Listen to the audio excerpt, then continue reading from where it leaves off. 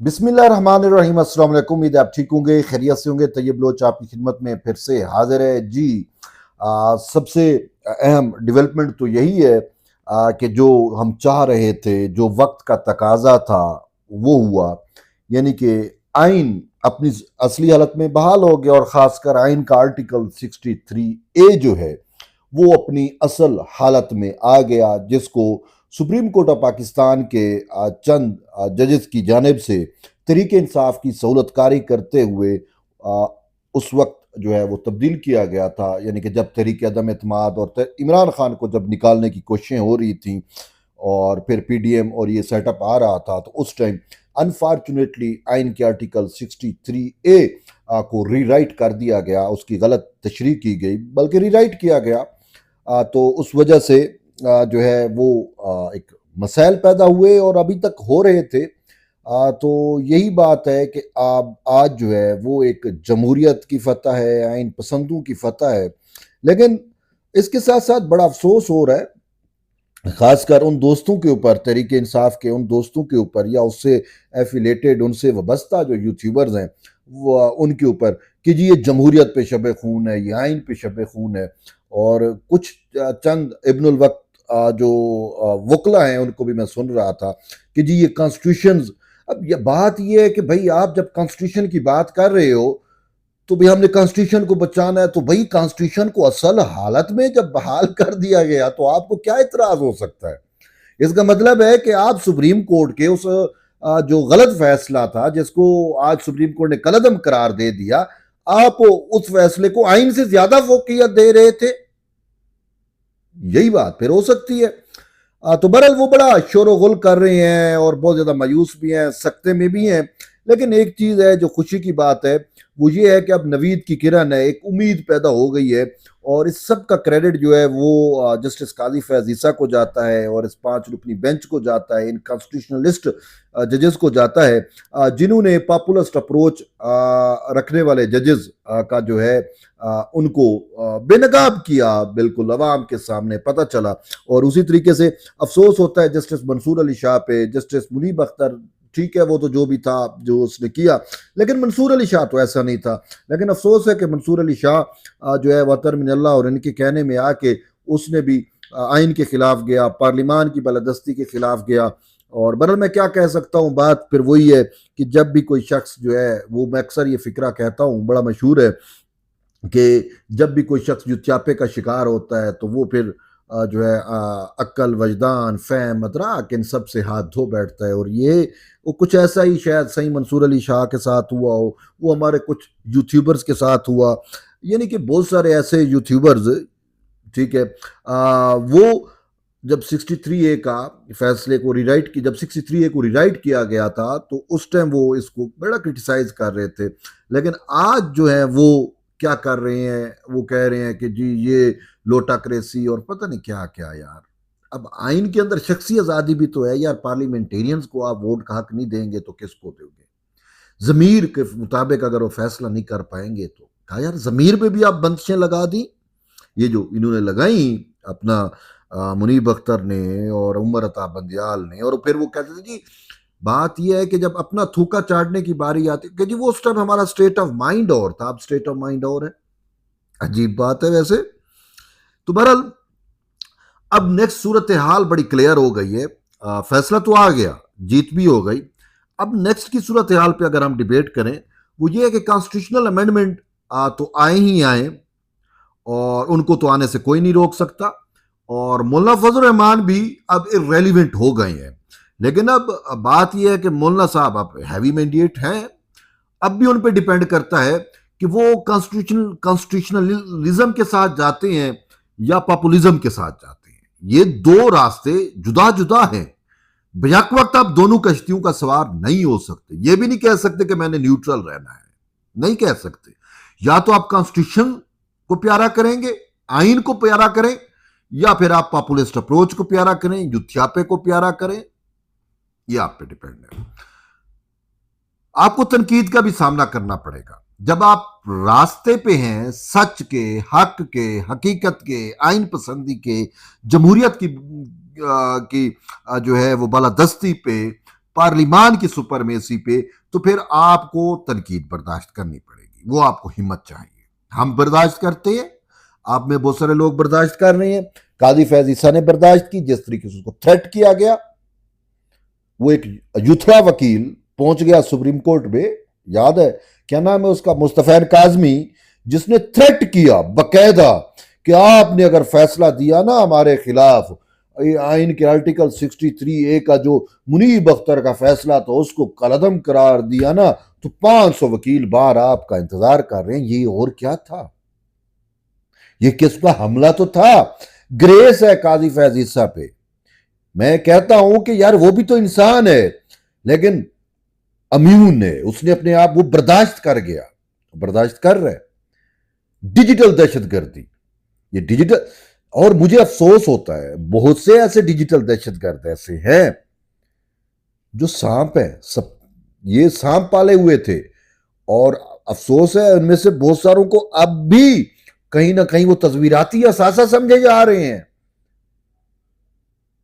मुझे अफसोस से कहना पड़ेगा, सांप को आप दूध पिला लें, लाख दफा दूध पिलाएं, उसका काम है डसना, वो डसेगा, उसने ऑलरेडी डसा है और अब भी डस रहा है। काजी को जो डसा जा रहा है, आइन पसंदों को जो डसा जा रहा है, वो उन्हीं सांपों से डसा जा रहा है। और उन सांपों को आप जो प्रोटेक्ट कर रहे हैं, या जो उनको तस्वीराती असासा समझते हैं, जो उनको बुला के चाय पिलाते हैं, सॉरी टू से वो गलत कर रहे हैं।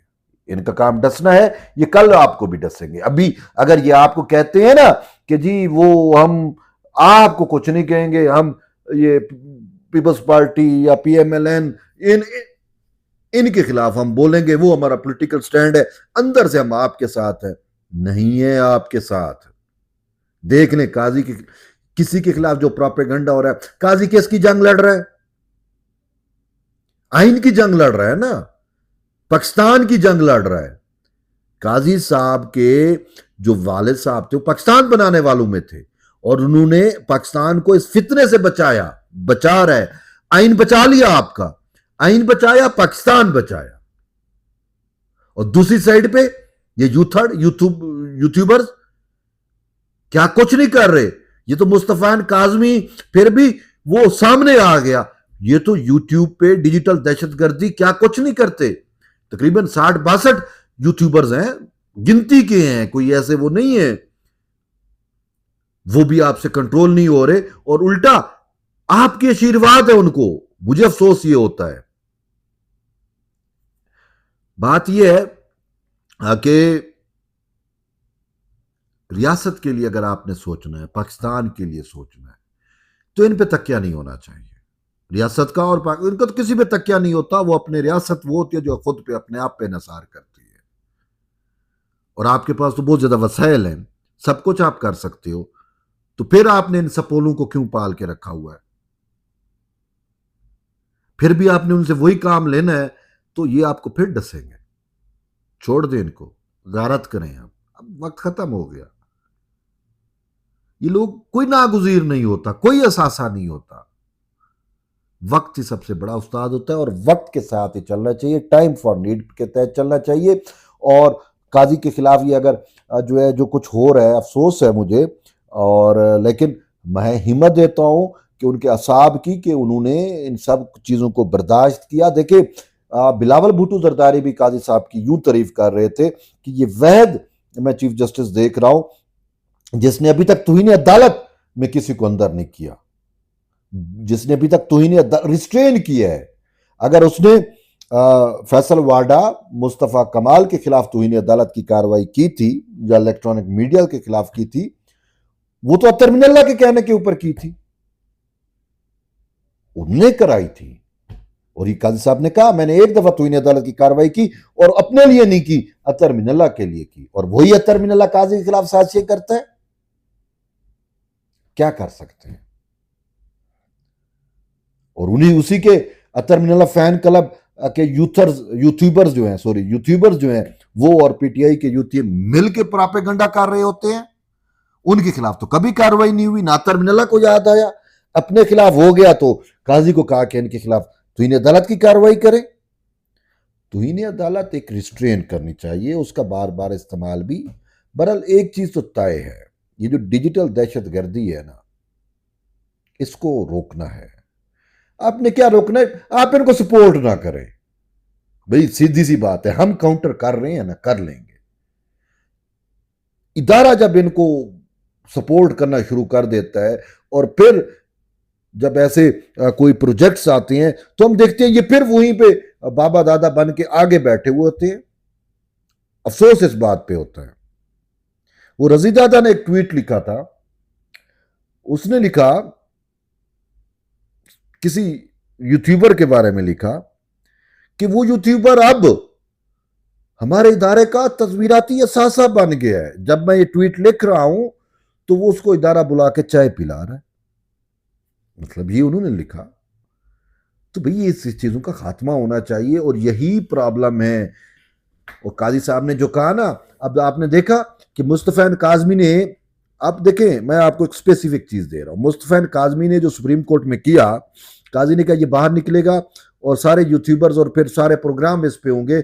आप देखें मुस्तफैन काजमी के कितने यूट्यूबर्स ने इंटरव्यू किए हैं, सारे यूट्यूबर्स उसको मिला के उसकी बात कर रहे थे, उसके इंटरव्यू करके उसको ग्लोरीफाई करने की कोशिश की और काजी को डाउन करने की कोशिश की। और उस काजी को जो आपकी रियासत को बचा रहा है, जो आपके आइन को बचाया है, जिसने, जो पाकिस्तान का मुकदमा कोर्ट में बैठ के लड़ रहा है, चाहे इसके काजी चाहता तो भाई वो भी पॉपुलिस्ट अप्रोच का जज बन जाता, आज उसके डंके बज रहे होते। लेकिन उसने कहा नहीं, मैंने आइन को बचाना है, मैंने पाकिस्तान को बचाना है, मैंने इस फितने के खिलाफ उस मुल्क को, अपनी धरती को बचाना है, क्योंकि उसके वालिदैन ने भी यही किया था।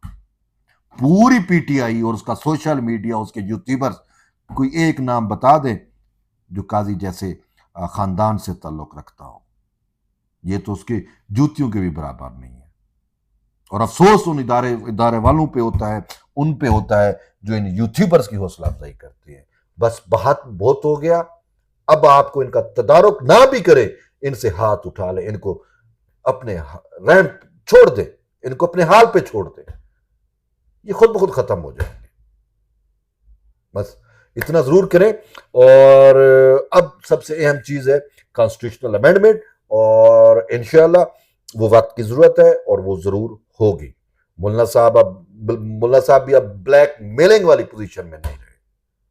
अब वो आएंगे, खड़ेंगे, ठीक है, नहीं खड़ेंगे तो ओके, इट्स ओके। मुल्ला साहब आपकी मर्जी है, आप गोल्ड स्मिथ के पास जाए, उनको प्यारे हो जाए।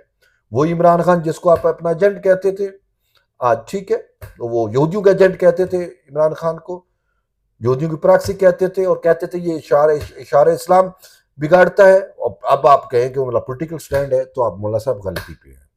ठीक है, अब आप उनके साथ जाना चाहते हैं तो हम भी आपको फिर उसी गोल्ड स्मिथ वाले खाते में डालेंगे जिसका शऊर आपने हमें दिया है। बाकी आपके पास है कि आप कॉन्स्टिट्यूशन के साथ खड़े हो या पॉपुलिज्म के साथ खड़े हो। एक साइड पे पॉपुलिज्म है, एक साइड पे कॉन्स्टिट्यूशनलिज्म है। सिंपल सीधी सी बात है, दो से तरफ है, आप एक चुन ले, आप न्यूट्रल नहीं रह सकते। बहरहाल ये तो अहम डेवलपमेंट थी। अभी आगे बहुत सारी चीजें होनी है। तो जुड़े रहिए तैयब बलोच के साथ। मिलते एक नए वीडियो, तब तक ले इजाजत दें। अल्लाह हाफिज।